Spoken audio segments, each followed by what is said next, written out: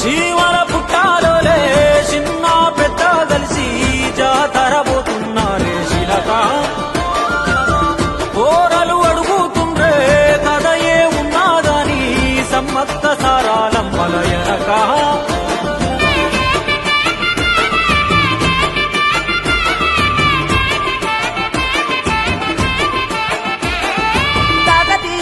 రాజుల చెంతనే పైడిత రాజు రాజమేలేను కన్ను గట్టమని పాతాపరుద్రుడు పైడిత రాజుకు కబురు పంపేను